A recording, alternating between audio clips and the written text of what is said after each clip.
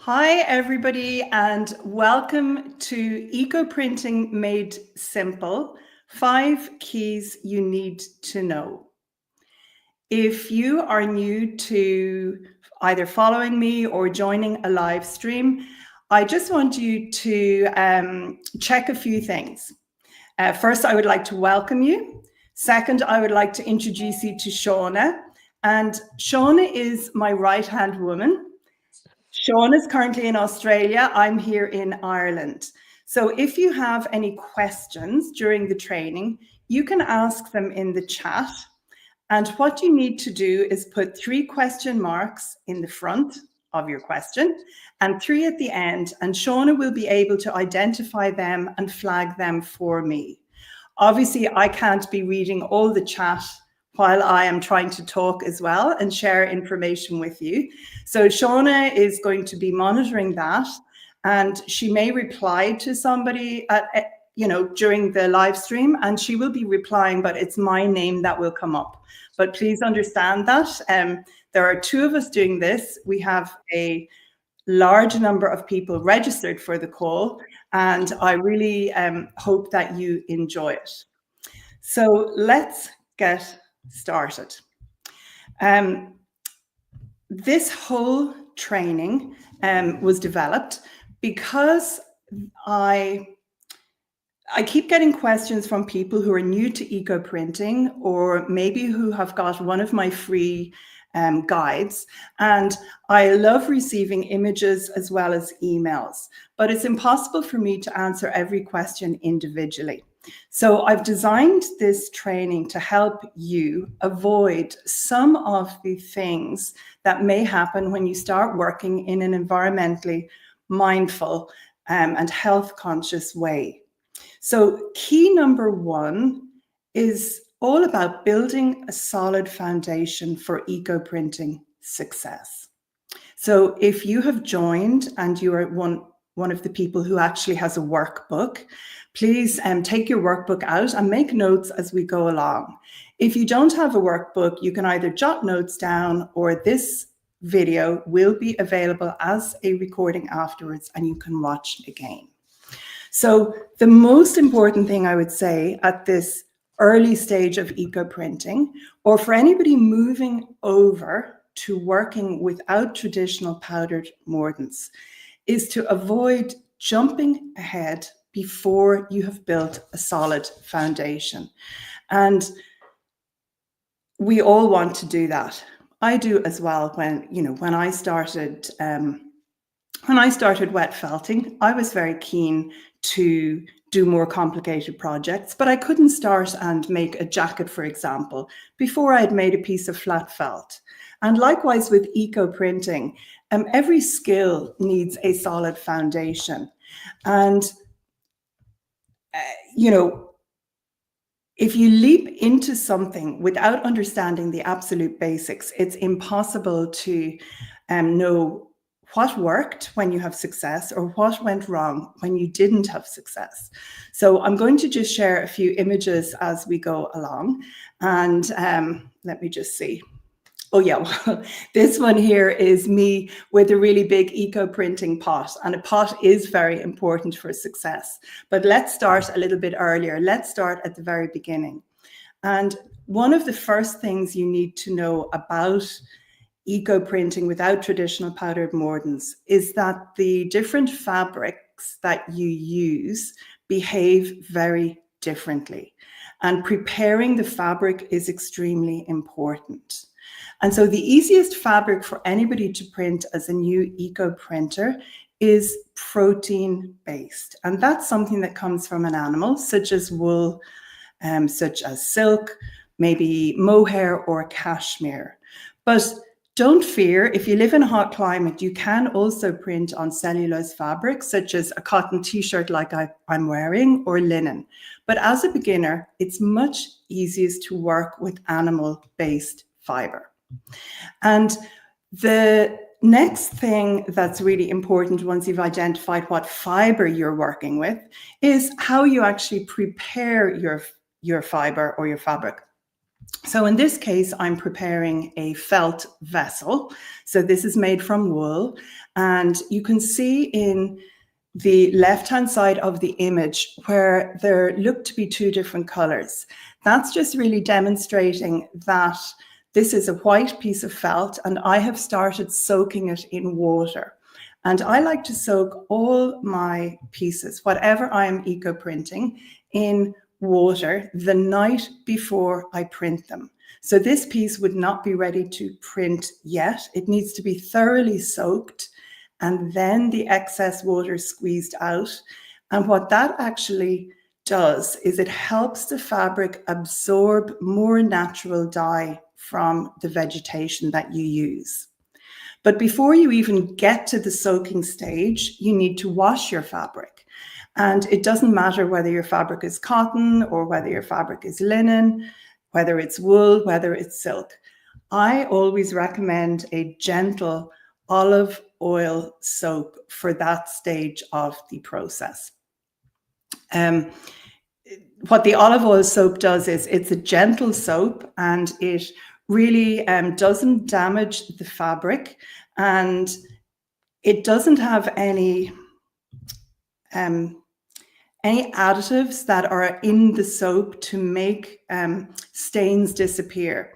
Something that is really important. I do not recommend that you wash your pieces with a proprietary green washing liquid. I always just recommend the gentle soap, because often those other washing liquids, they have natural stain removers such as lemon juice, and they will actually prevent you getting such good prints. So that's very important, how you prepare the fabric. The vegetation that you use is important. And somehow I appear to have one set of slides that are missing. So you'll just have to bear with me on this. So I'm sorry that you can't see any vegetation, but I did have slides. Let me just see. Apologies, this is live, if I can find them. No, they're not there. I'm sorry, there was a little bit of an issue with uploading images for the live stream. So apologies if I don't have images of vegetation. But as somebody starting to eco-print or moving over from working with mordants, I cannot recommend enough that you actually start with onion skins. You want to learn the process, not jump ahead, have some success, and then add in other vegetation. And that's something that I'm passionate about, nailing the absolute foundations of the process before you actually move on. And that way you can learn properly and you can work from that solid foundation. So when you have your bundles prepared, probably the next most important thing is your eco-printing pot. And this is where I get so many questions. And to put this into perspective, this is actually amazing to me, but over 2,000 people have registered for this training and will be watching it, today and over the weekend. And this is a free training, and it's impossible for me to answer every question for people who are attending a training like this. Obviously, I answer as many as I can, but I need to reserve my energy for working with the members of my Dirty Pot Club, because they're people who are working with me on an ongoing basis in a paid program. So a huge amount of people ask about the printing pot. So if I flash back to this image, you can see me in front of a huge pot. But if we go to this one, this is actually the pot that I use most often if I am teaching face-to-face, the bigger pot. So that big pot is made from aluminium, or you might call it aluminum if you live in America, but you also spell it differently. So we say aluminium here in Ireland, and that big pot contains 40 litres. Now, the smaller pot to the left of the image that the bundles are sitting on, that's also a really useful pot, because that pot, I can put it on my little wood burning stove in my house, or I can put it on my cooker, my gas cooker, if I just need to process a few small bundles or do some samples. But for anything meaningful, a larger pot is easier to work in, and aluminium is the absolute best pot to start with. And the reason for this is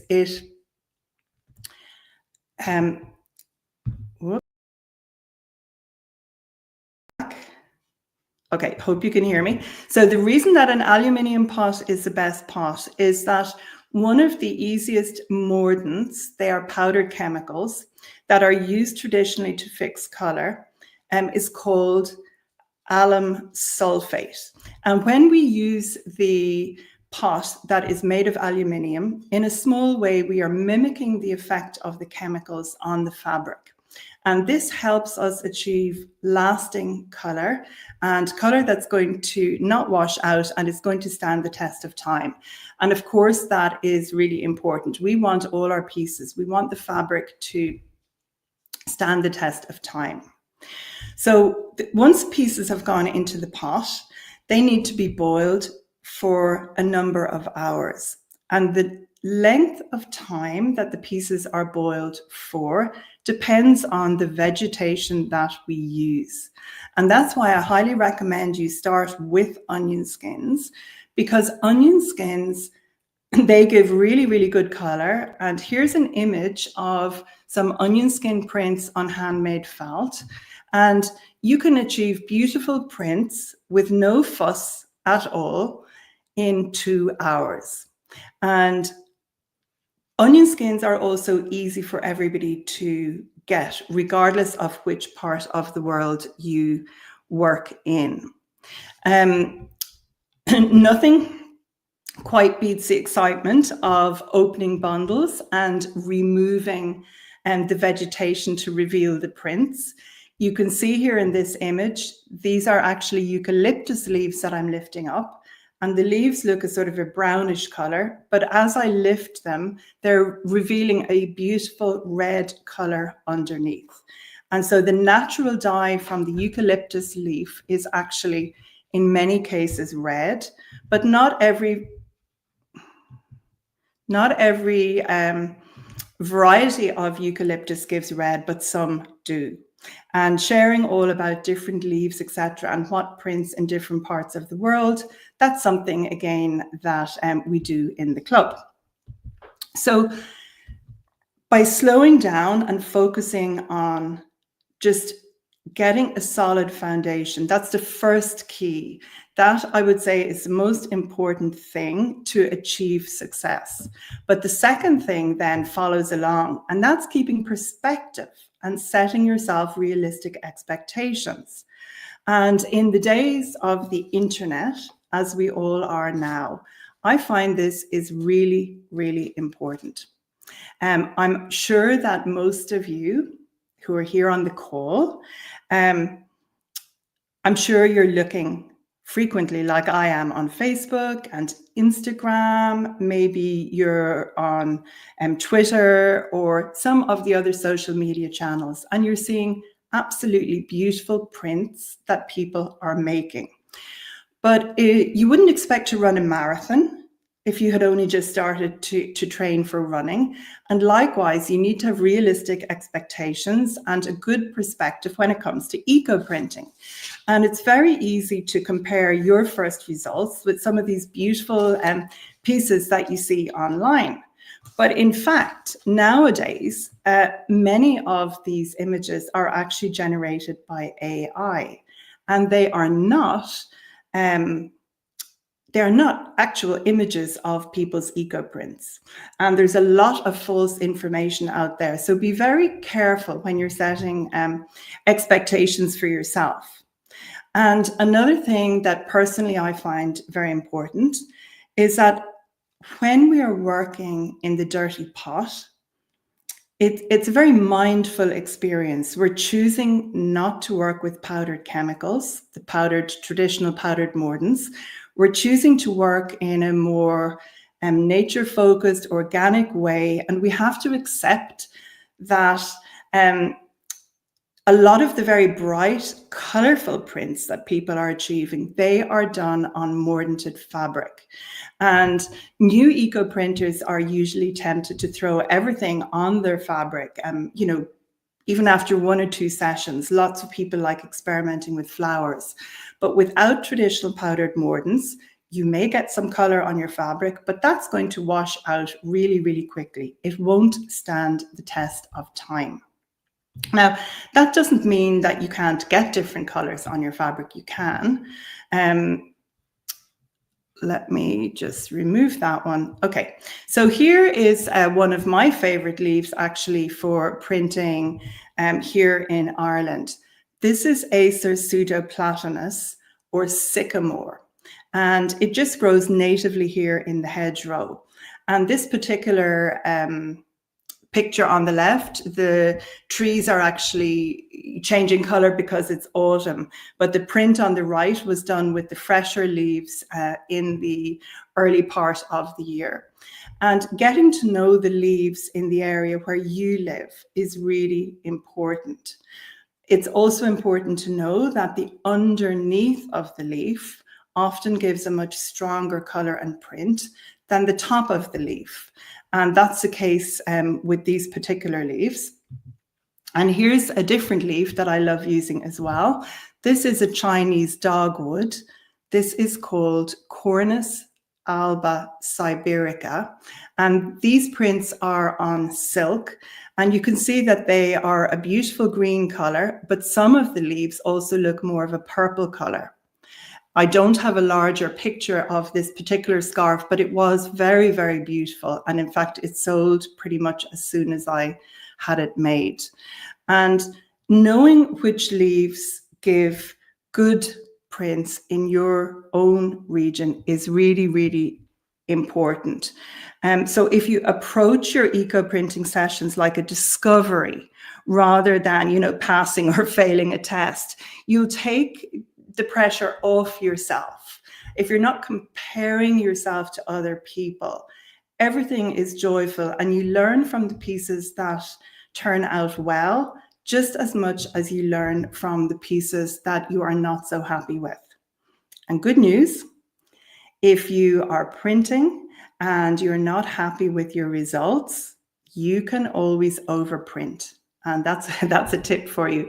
So overprinting is when you wash out the piece and you finish your piece of fabric, the unsuccessful piece, and then you prepare it all over again and you just eco print on top of it.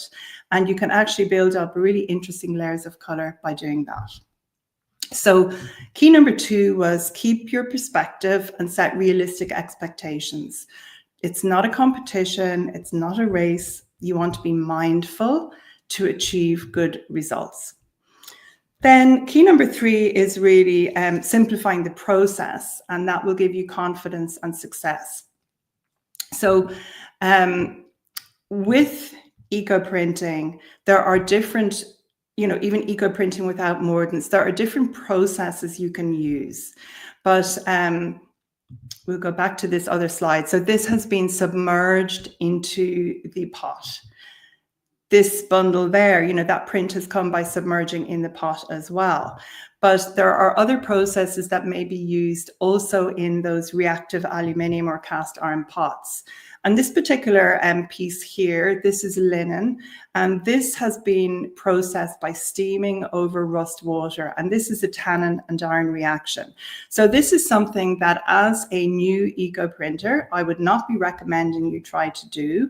I would be recommending that you go and you start with the onion skins on the protein-based fabric and you do submersion. Your bundles go right into that dirty pot liquid, and the same liquid gets used time and time again.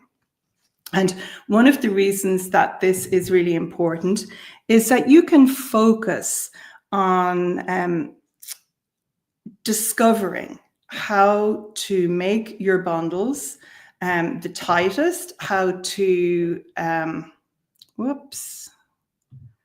apologies, tech is not my friend today. You can focus on the process, on enjoying the process, on gathering your vegetation, on identifying how your vegetation prints on different fabric. So you might choose to work with onion skins. You might choose to work with oak leaves, and you could experiment on, in one session, you could print on those using that vegetation on wool, on silk, on cotton, on linen. And you could see how each of those types of vegetation printed on the different fabrics. And what does tend to happen, again, I get many emails every week with people saying, oh, Nicola, I'm very new to eco printing and I'm on a budget. We all are on a budget, but I'm on a budget and I don't want to start with wool or silk. It's very expensive. And I do understand that it is expensive, but what is more precious, your time or looking and seeing, can you maybe find a secondhand woolen blanket and then printing it and getting really good results? Because if you don't have the correct materials, you're not going to get the results you're looking for. And then something that I'm totally passionate about is key four, and that's time management tips, you know, to fit the sort of energy you have and the time that you have. And I'm not sure how many of you who are listening to this are short on time. You might even put a comment in and Shauna can pick up on it, because you might have some of the same responsibilities that I have or that others have. And my really big responsibility for the last 5 years has been helping care for my mother and my father's cousin part-time. They both have had ill health. And so I could be preparing to eco-print, and then for some reason I have to stop the process and I have to head to Dublin to help my mother. So I'm going to give you some tips in a minute for how to manage your time. So you might be caring for a relative, you might be bringing up a child, you might be helping a grandchild, or you might have a spouse. So those are all people who might need our help. Also, people have health challenges, and that is something that maybe you don't have the physical strength to do long eco-printing sessions. So how could you break it down? Work demands would be another reason, or you might be commuting, travel, you might be involved in, community development work, you might be doing some voluntary work. So your time is just limited. You might actually have technological overwhelm, or you might be so excited about eco-printing, but you're totally overwhelmed and you just cannot find the time to start. You've got stuck in that sort of research mode and you have not got going with eco-printing. And if that's you, do please leave that in the comments. If you feel that you're stuck and you're overwhelmed with the information and you're stuck, that is definitely something that happens, people. So you can really go from overwhelmed and time poor to fitting eco-printing into your life and your lifestyle. So I would say that one of the things that really helps me is breaking everything down into different stages. So what I can do whenever I have time is I can prepare my fabric. So if my time was less limited, I would just prepare my fabric one day and then I would print the next day. So I would get the fabric all washed. I would remove any labels if I didn't want labels to be still on upcycled garments. I would remove everything. I would wash the pieces and then I would soak them overnight. They would be ready the next day for eco-printing. But if I was short for time, as I currently am, I would wash the pieces and I would prepare them. And then what I would do is I would just dry them. I wouldn't iron them or anything. I would just throw them, that's me, on my table. I'm not the tidiest in the studio. So I would just throw them somewhere in the studio, but I would make sure that I knew they were already washed in the olive oil soap. And then when I knew I was going to have time to print, I would then soak them overnight, the night before, just in a basin of water, and they would be ready to go. Now, in relation to gathering your leaves, so gathering vegetation is another thing you can do in advance, but I don't recommend that you do it with a lot of soft vegetation unless you are freezing it or putting it into the fridge. But if there are tough leaves such as eucalyptus or eucalyptus bark or oak leaves, you can gather them all, when you're out and about walking. You can just keep them in your studio and then reconstitute them the day you are going to eco-print. So reconstituting them is as simple as putting them in warm water for a short while until they get soft and flexible again. And often windfall leaves print much better than leaves that have come from the tree. And older leaves tend to give better prints than younger. But don't forget what I said earlier, at least I hope I said it. The color of the leaf does not necessarily translate into the color that the print will be. So sycamore leaves, such as the leaves on the left, they usually print a beautiful plummy purple color on wool fabric like the wool on the right. So you can gather your leaves, you can, get them all ready, you can have your vegetation ready. So that's something else you can do in advance. You can have your supplies all prepared. So things like what you're going to tie with. I recommend t-shirt yarn. So your string, you can have vinegar for sprinkling protein-based fabric. That helps sharpen the colors. You can have scissors, you can have some towels, you can have buckets with water, you can have your table clean and ready to go, and you can have your dirty pot liquid made up and also ready to use. And then when it comes to the day that you're printing, it's really helpful to make things simple and not to become overwhelmed. It is really helpful to just print with one or two sorts of vegetation. I actually really like printing with one. So let me just remove the text. This sweatshirt that I'm wearing here, this is an upcycled garment. This is printed with Cornus alba siberica. And that is what this particular leaf looks like on cotton. And here is what that leaf looks like on silk. Absolutely, totally different. So it doesn't have to be boring printing with just one sort of vegetation. Learning what happens with the different types of fabric and one vegetation is actually very, very worthwhile. So try and keep it simple and do that. But let's say you've started rolling your bundles up and you prepare some bundles for the pot and you have an emergency. And we all have those sometimes. So if you have to stop and you can't continue printing, if your bundles have not already gone into the pot, I recommend you just pop them into, if you have a plastic bag. Now, I try not to buy plastic bags, but you know what it's like. You're out shopping and something comes in a bag, or you get a delivery in a box and there's some plastic inside. So save all those bags. And I would just put the, if you live in a hot climate, put your bundles into one of those bags, a plastic bag, and just leave it somewhere cool overnight. If you're in the lucky position to have a fridge in your studio, you can pop the bundles into your fridge and they'll just stay moist and the vegetation won't come to any harm, and they'll be perfect to continue eco-printing the following day. And here in Ireland, or it would be the same in the United Kingdom, our climate is rarely so hot that we even need to put things in a fridge. So I would just leave mine on the ground in a cool place. I wouldn't bother wrapping them even. But in the hotter climates, it's better to keep them cool and moist. So that's what you do with your bundles that have not already gone into the pot. But what happens if you're printing and life calls and you have to stop in the middle of a session? So a top tip for you all is to make sure before the bundles go in your dirty pot that the pot is actually boiling. I have found this leads to better results. So your pot is going to be boiling, you've got your bundles in, and suddenly you have to stop. So in that case, turn your pot off and remove the bundles.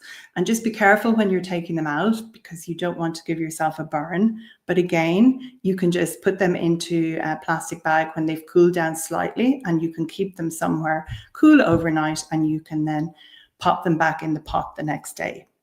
So I really encourage you all, when you are printing, to make a note of the time the bundles go into the boiling pot liquid. And then if you have to stop and take them out, then you will know how long they have been processed for. So let's say they've been processed for 45 minutes, and the particular vegetation, we'll say it's onion skins, gives good color after 2 hours. That would mean that the following day, when you get your pot going again, you need to bring it up to temperature, and then you put the bundles in and you give them a further 1 hour and 15 minutes. So they've had the correct amount of time at the correct temperature. I hope that makes sense. Now, I'm just going to check before I go on, because there'll be a few more things that I want to chat about. Are there any questions? I'm going to look to see that the ones that Shauna might have flagged for me. So if you have a question about anything I have shared so far, please write it in the comments with 3 question marks in front and behind, and I will do my best. Shauna's looking for them. I will do my best to answer some of those if I can, if they pertain to what I'm sharing today. And if you are watching this as a recording, please also know you can ask questions afterwards and I will try to get back to them. So let me just see here. Okay, so here is a question. Let me just see. Right, so Suzanne has a question. So do you always add vinegar and cook the pot with iron in it 1 hour before, or just when you start up the first dirty pot?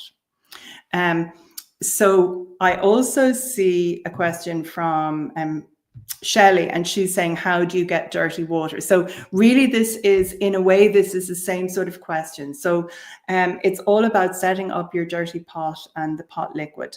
So I do have some very simple, straightforward, step-by-step videos here on my YouTube channel. So if you subscribe when this live stream is over, you can go and check them out, and you'll get almost like a little recipe for making your dirty pot liquid. But in essence, if you are setting a pot up for the first time, I highly recommend the aluminium pot, and that you add a chunk of rusty metal into the pot, something like some old horseshoes, or my favorite thing is an iron, an iron that you'd be ironing clothes with, and I have a string on it. It's an old-fashioned one, not an electric one. And then I add vinegar to the water. Depending on the size of your pot, I recommend at least a pint of vinegar. If you have more vinegar, by all means put it in, and bring the pot to boil for 1 hour. That would be the simplest way of setting up a dirty pot. I particularly like if I add some eucalyptus leaves and bark into the pot, as well as the iron, the water, and the vinegar. And that gives a deeper and more subtle background color. But you don't have to do that. And please do not be tempted to add in any other vegetation unless it happens to be onion skins. So onion skins and eucalyptus are the only things I have floating in my pot. So Suzanne, when I'm setting up a new pot, I would boil it for 1 hour first before I would put my bundles in. But then when I go back and I eco-print again, I always use the same dirty pot liquid, and it gets blacker and blacker. So if I'm printing with eucalyptus leaves, and let me show you eucalyptus. So this here would be a picture of some handmade felt with 2 different types of eucalyptus leaves on them. So this was submerged in the pot. And if I'm eco-printing with eucalyptus leaves, they particularly like vinegar. So I would always add extra vinegar in the pot when I am printing using those leaves. But if I'm not using eucalyptus leaves, I don't add more vinegar in the pot every time. So definitely for the first dirty pot, and then every time I'm using eucalyptus vegetation, I add it. And let me just see. Oh, and okay. 1 minute, I've got to hide that comment. Sorry, it's just a little bit difficult. I have to keep checking over here. So Shelley, I hope that answers your question about the dirty pot liquid. And I do have videos, if you want to research it by yourself, I have videos on my channel that will tell you exactly how to do that. Suzanne, thank you so much. Susanna is saying, I bought your ebook. Very good and helpful for doing it step by step. Thank you so much. Thank you so much, Suzanne. I'm glad you found it helpful. And actually, that just reminds me, I have some pictures, if I can only just find them here. I had added them to this presentation beforehand, but for some reason, here we go. Okay, so this is a picture that one of my followers sent me recently, and she had found it helpful. This is from Diane, and she's just saying many thanks. She printed this upcycled dress and she's really happy with it. And I think this is absolutely beautiful, Diane. Like, look at those prints that she has achieved. So many congratulations. They're absolutely gorgeous. And I really like when people, you know, send me things if they have, you know, purchased my ebook or are in the club, etc. You know, it's really fantastic to see what, you know, what people are getting up to and the success that they are having, because helping people is what I really, really enjoy doing. So that's really good. I'm just going to find one more slide here if I can. Yeah. Okay, so I'll remove that one.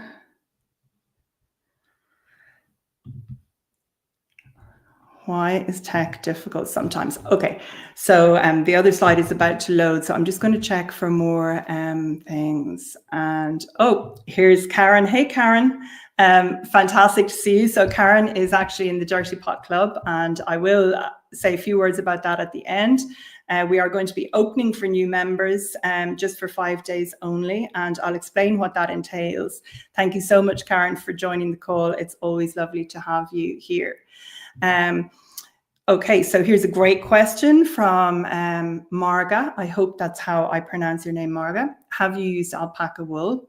So alpaca will really, really take the color beautifully. So any fiber from animals, so, you know, alpaca, cashmere, mohair, yes, that will really take the color beautifully. Okay. And Shauna, if you wouldn't mind unstarring the comments that I have already answered, that would be great, please. So here we have a question about what are the bundles. And it's really annoying because I had some pictures that I hoped to share and they showed pictures of them. But it's when you roll your fabric and your leaves up and you tie it really, really, really tightly, and you have this bundle of fabric rolled up tightly. So I'm sorry that I can't share one with you now. They're just, oh, hang on, maybe just give me 1 second. Here we go. Okay, here on the smaller pot, you can see some bundles. So these are pieces of fabric that I have rolled up. I've used copper and rusty metal pipes to roll the fabric on, and the leaves and the onion skins are in those bundles. So that is, that's what bundles are. And so we have, okay, just sorry, here we go. So Linda is asking, can she see an example of olive oil soap? So there is the olive oil soap on my grater. That's a Marseille olive oil soap, Linda. It comes from France, but you can, you know, you can buy it everywhere. But health food stores tend to have olive oil soap. And if you're in Canada, you probably have access to Dr. Bonner's soap, like people in America do, and that will work equally well. So the olive oil soap is probably a little bit more gentle, but both that and Dr. Bonner's work really well. So that's the soap. And then Nancy's asking, do we soak the fabric first in something to open the fibers?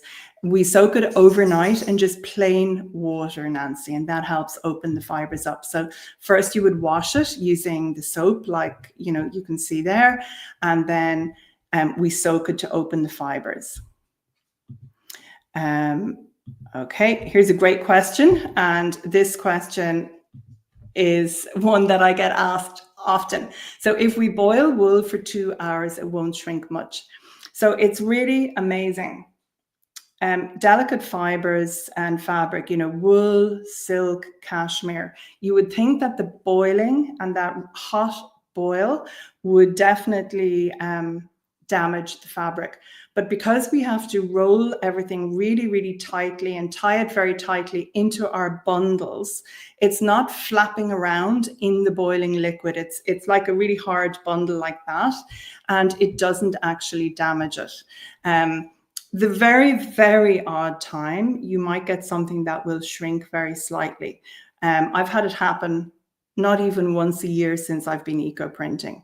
I always wash my pieces very well beforehand. And, when I'm teaching, like the videos within the Dirty Pot Club, etc., show, everything step by step in the process. And I recommend everybody washes everything very thoroughly before you print it. And that way you will avoid any shrinkage in the pot. And then Francine, nice to chat to you again, Francine. So Francine would like to know, can she put fresh leaves in water and leave them for a few days before using? She's talking about oak, maple, smoke bush, and rose. The only leaves in your list there that I would do that with, Francine, are oak, because they are much tougher. But certainly here in Ireland, the maple, smokebush, and rose would not. It would not be beneficial if they were soaked for a few days. I would prefer to just pop them. If they're dried leaves, I would pop them into warm water about 10 minutes before I was going to use them. Okay, so Sheila's asking about using resists. Now, this is something like this. This live stream today is all about keeping things simple and achieving really good results. And it's not about jumping ahead, but what Sheila's asking is something she's either used to working with mordants and using something called a resist, or she has more experience and this is a different process. So she's steaming bundles probably, and a resist is something you can put between layers of fabric. And while that's something that I teach about steaming and tannin and iron reactions without mordants, Sheila, in the Dirty Pot Club, my membership club. I don't use plastic as a resist because I want to be more environmentally mindful. So if you need a resist, waxed paper like parchment paper will work. And I have got this from a cooperative. I got huge big sheets of heavy paper, and that can work very, very well. But I am working all the time by submerging my pieces, even the ones, I'll just flash that up again, like that piece there was submerged. This one here was submerged. They're all submerged.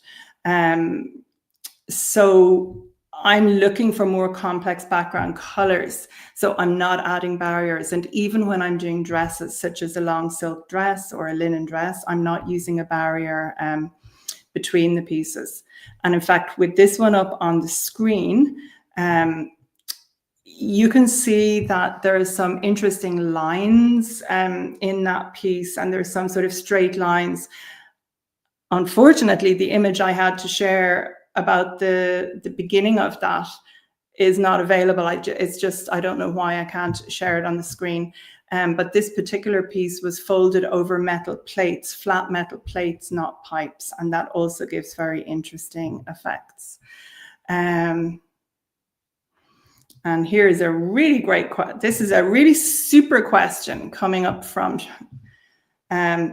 Shelley. So Shelley is asking, what if I already have a bunch of 100% silk scarves that are pre-mordanted? Can I use this method? Yes. So Shelley, you will get different results if your scarves have been mordanted, but you can still print in the Dirty Pot. You can usually reduce the printing time, but you can get some absolutely glorious results on mordanted fabric. And something that's very interesting for those of you who are interested in trying the Dirty Pot, but maybe you do work with mordants a lot. So you can process bundles that are prepared, the way I would do it, washed with the olive oil soap, and then they're soaked overnight. And if they're maybe wool or silk, I'll sprinkle them with vinegar. If they are cellulose fabric, like what I am wearing here, or this piece here, I'm not going to say what it is, but it's HEMP. YouTube will flag that as a word that shouldn't be said.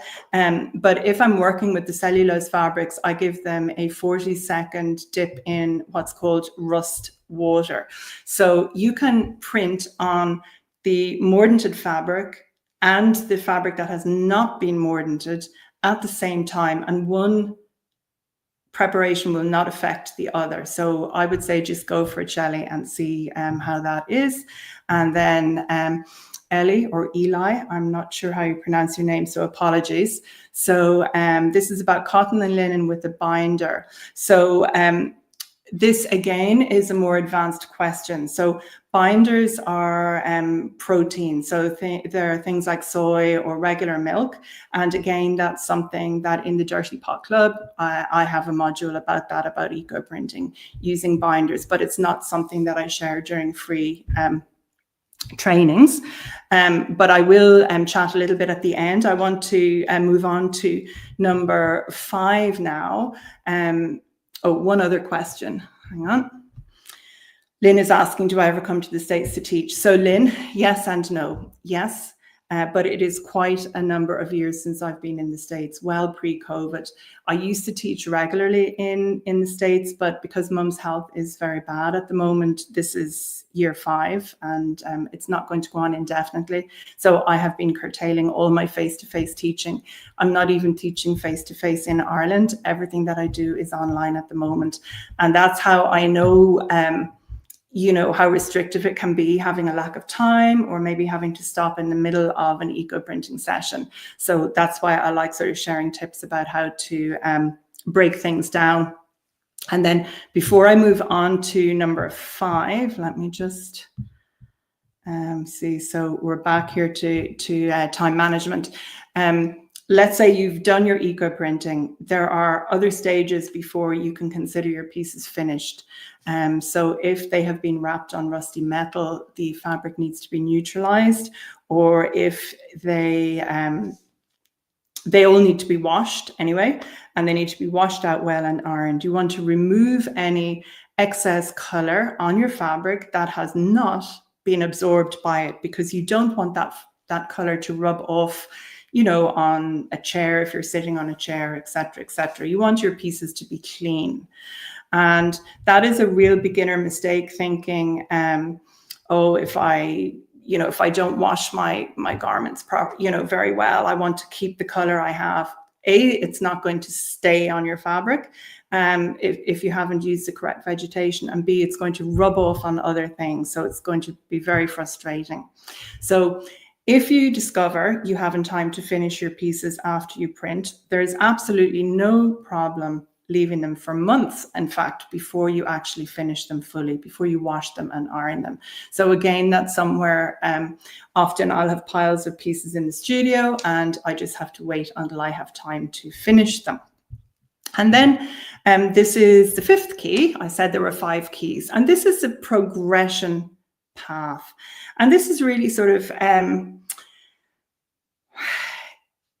it's just there are many ways to learn eco printing, and you have to sometimes decide whether you balance time and money against success, or whether you want to do a whole lot of experimenting yourself and finding things out online. So the first thing I would say is that free content online is fantastic, and it can really spark ideas. And this training that I'm giving tonight, this is also free. I want to be able to give to people. I want to help people. But at the end of the day, this is also my business. So that means that I need to have some form of income in order to be able to do all the work associated with offering free things as well. So free content such as Facebook groups, asking questions, on Google, or there are all sorts of different sites where you can ask questions. And AI is quite interesting as well. It can bring up answers, but you need to be very careful because you can go down that rabbit hole and it can be very overwhelming. And the thing about it is that information that you are gathering may not actually be true. So even in Facebook groups, I see so many people posting pictures of work they've done. Many people send me images of work that they've done. And I can tell instantly, A, if it's likely that the colors are going to last, and B, if it's been artificially generated. So one of the biggest reasons that new eco printers, particularly those working without traditional powdered mordants, have problems is that they are learning from somebody who does not have experience. Their friend might have just tried eco printing once or twice, had good results maybe once, and then they go to show other people. And it's very exciting and it's great fun. But if you don't have that solid foundation, like I spoke about, it can also be extremely frustrating, like a friend of a friend, or, you have to learn from somebody who has experience. So there's all that free research. So the next thing then is there are paid tutorials and things like ebooks. And, I have my own ebook, and it's really been fantastic because it's something that will really help you nail the foundations of eco printing. It deals primarily with protein-based fabric, but it also gives the information for printing cellulose fabrics, such as sweatshirts and linen, dresses, etc., using a rust water dip. It gives a list of some good vegetation that I have found successful in all different parts of the world where I've been teaching, etc., etc. So tutorials from people who have experience over years, they are well worth purchasing. And, you can find them online on Etsy. I have mine on my website, etc., etc. So they are a way of making a minimal investment and getting really good foundation information. Then the next thing you could do is you could do a face-to-face workshop with somebody. So that will usually cost more. And in my own case, when I am teaching face-to-face, I would do small group classes here in my own studio.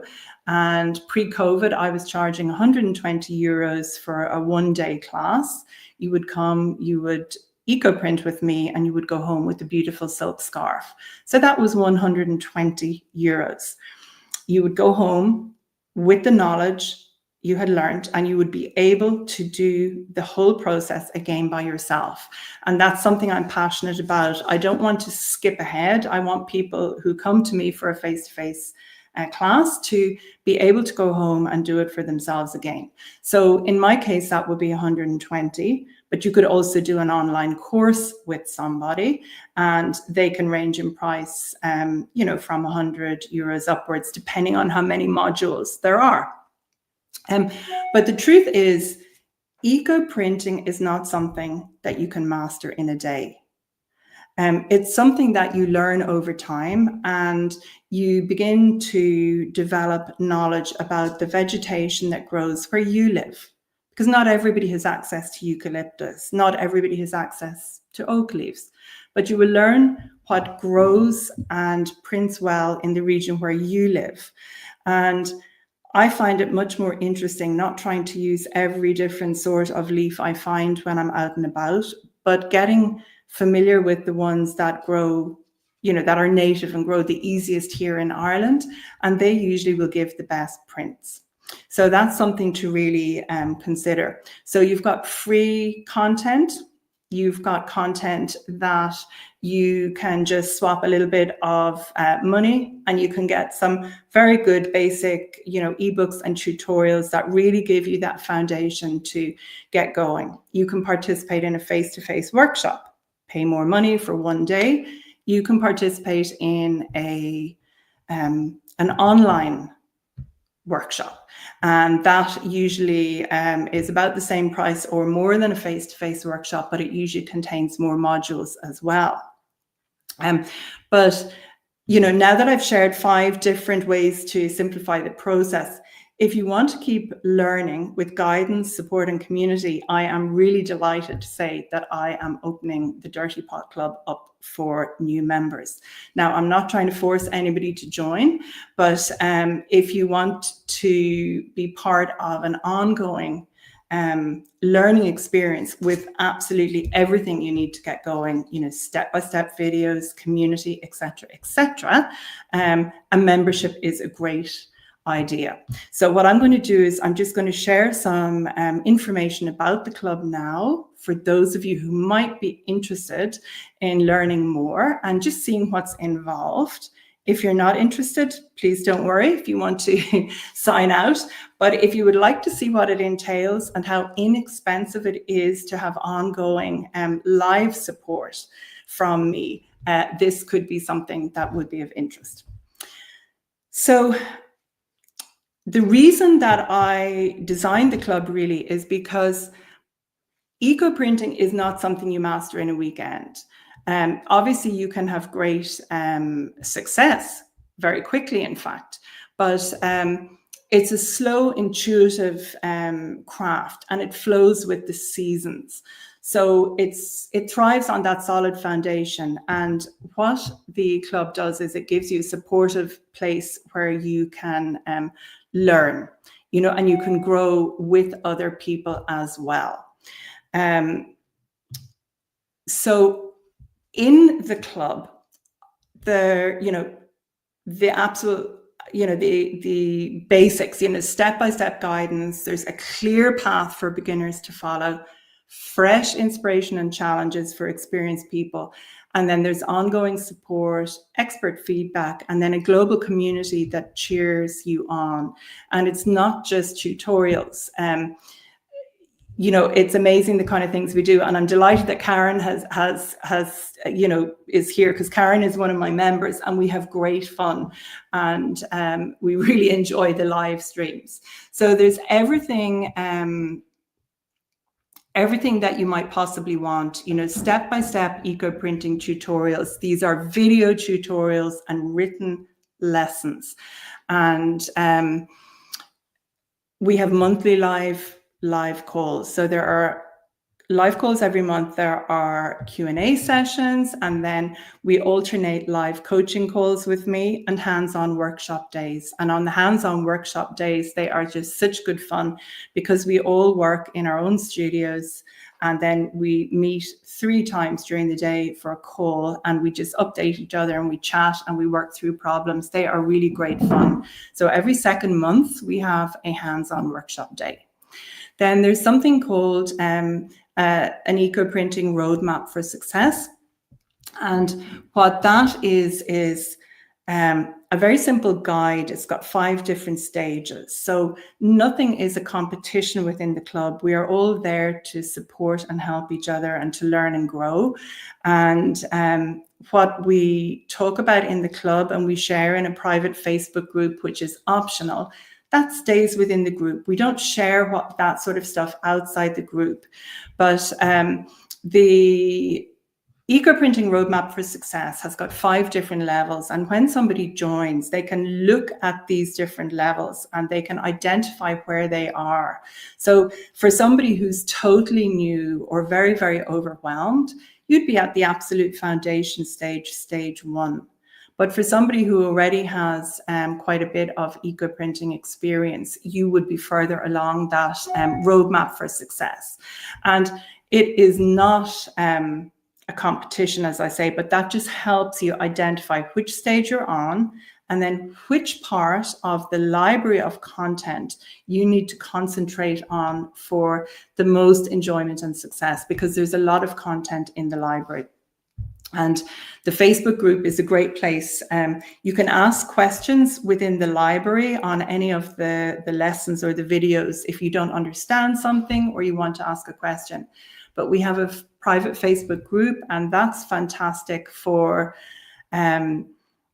sharing pictures of work, or if you found a great new eco-printing pot, or you have questions, or you want feedback from me or from the other participants.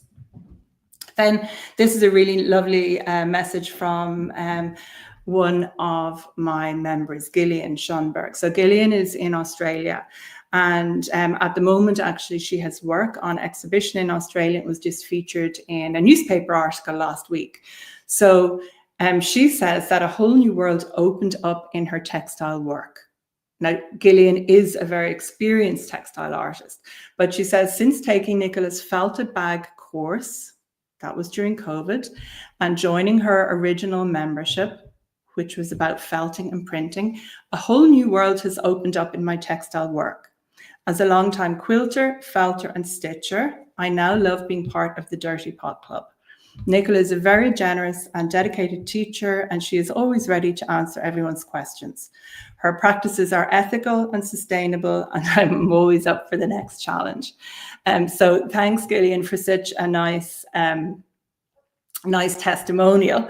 Gillian and I actually spent a week together. I was teaching in Geelong in Australia a couple of years ago, and Gillian was in my workshop, and we just had such a fantastic time. It was lovely to meet face to face because we make such good friends online, and I will be traveling again in the future. And that's a nice comment. Sean is putting this up. So Karen is in Florida. Yes, so much fun in the Dirty Pot Club. Nicola and members help each other a lot.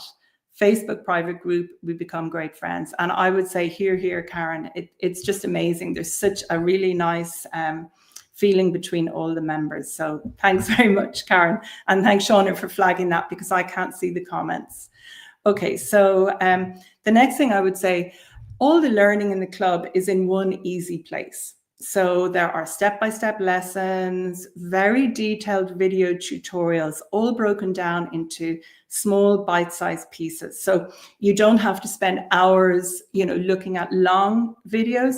But if you're interested in setting up your dirty pot, there's a video for that. If you want to set up your rust water, you know how to do that. There are, lessons and details for every last thing. If you want to eco-print garments, how to fold the garments, how to work on big pieces, different ways of folding, etc., etc. So then we have our live trainings, workshops, and Q&As, the roadmap for success. And all of this is on the platform called Kajabi. Kajabi is the teaching platform. So you get a password, you log in there, and everything is available there for you. And if you ever need help, Shauna, my right-hand woman in Australia, but from just down the road in Ireland, Shauna and I are only a message away. And I must say, I'm going to add you to the stage for a minute, Shauna, so long as you're not... let's see now if I can add you. Yep. Shauna is being very good. Really is the middle of the night in Australia at the moment. So thanks so much, Shauna, for being on top of all the comments. So no problem at all. Yeah. And I'm sure you agree, the people in the club, it's great fun. Oh, it's such a lovely community. I'm delighted to be a part of it. Yeah. Hard work for us, but good fun. We all like it. Okay, so you might be wondering what it costs to invest in your creativity. So joining the club, you have two different options for joining. So it's either $49 a month, or you can choose to get 2 months free and pay an annual subscription. If you absolutely are planning on being in it for the long term, that's $490 a year. And so that gives you 2 months free. So I've let you know what's in it, and you've got that global community cheering you on. But I really want to work with people who want to work with me. I don't want to force people into something. So everything is backed by a no-quibble 14-day money-back guarantee. So this means that you can actually join risk-free if you want and explore everything inside. So if you're not happy, you need to email me and Shauna within the first 14 days of you joining, and I will give you your money back. I absolutely guarantee that. There is no problem. And then sometimes people ask, can I join for just 1 month? So absolutely. If you wanted just to join for 1 month, it's $49. And as I said, if somebody came to a face-to-face workshop with me in Ireland, it's 120 euros, which is more than dollars, for a class from 10 o'clock in the morning till 4 in the afternoon. So if you were joining the club, you would actually get over 3 months membership for the same price it would cost to spend a few hours with me face to face. And in the club, you have all that live contact with me. We have our regular calls, and I'm in the Dirty Pot Club Facebook group answering questions, or on Kajabi. You know, I answer every day if possible. But I would just say, if you decide to join us for the month and pay $49, you need to remember it's a recurring subscription like Netflix. So what happens is that when you join, you choose the monthly option, but your payments will renew automatically unless you cancel. So the easiest thing, if that's what you decide to do, is that you join for the month, is that you let Shauna and I know, and we will be able to cancel before you get charged for a second time. And so I would encourage you, if you're interested, just join us before the doors close, because I have some super bonuses for you, for anybody who joins now. And the doors are going to close on Friday next at 11:59 Pacific Daylight Time. And for everybody who joins before then, here is one of the bonuses. So this is special bonus number 1. And this is, you sign up before the deadline on Friday the 5th of September, and you get a bonus mini course. This is a video-based course, Eco Printing on Delicate Fabric. And I take you step by step through the full process of eco printing this silk dress with beads and lace. And you can see the whole process from start to finish. And so that's one bonus. So as well as the full Dirty Pot Club library, you get that. And then this bonus comes at the end of September. So this is special bonus number 2. And my good friend, Kim Titichai, she's an amazing textile artist, but she's particularly passionate about design. And this was a really encouraging session that we recorded a couple of years ago, with live people watching, and she was answering questions and everything. So Kim gave a marvelous training, and then she answered questions from people in my Eco Print and Wet Felt Club. So this really is a fantastic bonus. So anybody who joins is going to get that bonus and this bonus, as well as getting all the club information, all the full club library, if you decide to join us before the deadline. So I'm just going to check and see, are there any more questions? Shauna, you might just put the link to the Dirty Pot Club in the comments, please. And we will pin this to the top of the comments on YouTube after the live stream ends, for people who are watching this as a recording. If you check out that link that is there, what will happen is you will just go to the page where it gives much more in-depth information about the club. So I hope I've explained sufficiently, and I would really like to give you a warm encouragement to look at that. But I'm going to now just look and see, are there any questions that I need to answer in the comments? Okay. Cindy, will goat soap work? Absolutely, yes. Billy, what are the best ways to preserve leaves for use in the winter? Billy, I have a PDF, a simple free PDF about that. So if you send us an email afterwards, we'll see if we can get that out to you. Cicely, do you use any kind of fixer at the end or just wash? No, Cicely. And this is where, as a new eco printer, for those people who are new, it's really, really important that you use the correct process, the correct metal pot, and the correct vegetation, because the finishing process, you have to finish your pieces well. You need to neutralize them if they were rolled on rusty metal, and then you need to wash them until the water runs clear, and then you iron them. And providing you do all of that, what you're left with at the end is going to be repeatable, washable, and stand the test of time. And for example, this sweatshirt that I'm wearing, I mean, I just pop this through my washing machine frequently, but I do use an olive oil soap. So let's just see. So Lynn, please put me on your list for when you teach in person again. Oh, thank you so much, Lynn. Nice invitation. Lynn, if you would like to send us an email afterwards, Sean, if you could just put Nicola at nicolabrand.ie in the as a comment, please, just for Lynn, because if you want to go on a list, we will add you, but it is important to say Shauna and I are just two people. And as I say, over 2,000 people have registered for this particular training, which means that over the next couple of days, we're going to have a lot more people looking at the training. So it's easy to miss. It is easy to miss sometimes emails and to forget things. So yeah. Okay, here we have another question. Cheryl, if you don't have a eucalyptus tree, can you use fresh eucalyptus from a floral grocery? Yes. Super question, Cheryl. Yes, you can. And when I started eco printing, I did not know any eucalyptus trees that were near me here in Ireland. So I always bought my leaves from a florist. And there's one particular variety that they usually call silver dollar. The specific variety is Eucalyptus cinerea, and that gives amazing prints, beautiful red prints. But they often, most of the eucalyptus leaves that florists have and they use in bundles, in bunches of flowers, almost all of them give red prints, and they work really, really well. And what can be fantastic, if somebody has a birthday party, or God forbid, a funeral, and there are very nice flowers with eucalyptus foliage in the bunches of flowers, ask, can you take the eucalyptus foliage afterwards when the bunches have sort of died down? And in fact, it can be a lovely way to preserve a memory. If somebody's married and they have eucalyptus foliage, you can use that foliage to print something as a gift. I've done that before. So yes, you can use that.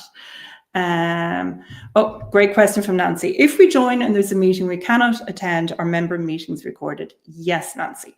And that's a really good question, because what I didn't say was we have members from all over the world. So my biggest audience is actually in America, in the States, Canada, but the States is the biggest, and Australia is the second largest. So I alternate the meetings. So each month, one of the meetings will be in the early morning Irish time, and then at the same time, 6 p.m. Irish time. So usually the people who are in America and that side of the world join the 6 p.m. meeting, and the people who are in Australia join the 8 a.m. meeting. And on the day when we have the live workshop days, we have 3 meetings, and so there's one early in the morning, one in the middle of the day, and one in the evening Irish time. Everything is recorded, and every time I do a coaching call, we also have live Q&As after that. And then I'm very active in the Facebook group, just answering questions and giving feedback, etc. So yes, everything is recorded. I speak slowly on the videos and all the step-by-step tutorials, so people who are not native English speakers will be able to follow along. And then with the lessons, I always recommend, if there's something you don't understand, obviously people can ask. But for people who find English more difficult, Google Translate is actually extremely good for a lot of things. So you can always just put the text into Google Translate, and that can be helpful as well. Okay, 2 last questions. So Suzanne is saying, can she keep the dirty pot water inside during the winter time in Sweden? I mean, I don't know what your setup in your house is like, Suzanne, but my answer is yes. Yes, you can. So I don't know how large your house is, or if you intend on printing inside or not. I mean, we need to be careful and mindful of health and safety, but definitely I can't see any problem keeping it inside. And then Madeline is asking about safety. How do you safely discard the dirty pot water? Madeline, I use it month after month after month, and the water just gets better and better. But when I do want to discard it, I can either let most of the water evaporate, or I just can throw it all on my compost heap, and that's what I do. Yep, Anna Moore, this is pretty much the final question, I think. So Anna Moore has got some eucalyptus leaves that are 3 years old. They're dried and dead. Yes, they will work really well. It is fascinating.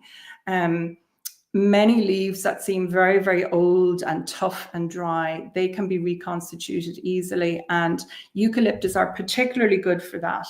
So what I would do in that case, you have two options. You can soak them overnight in cold water and they should be soft enough to use, or you can put them in very hot water for 10 or 15 minutes.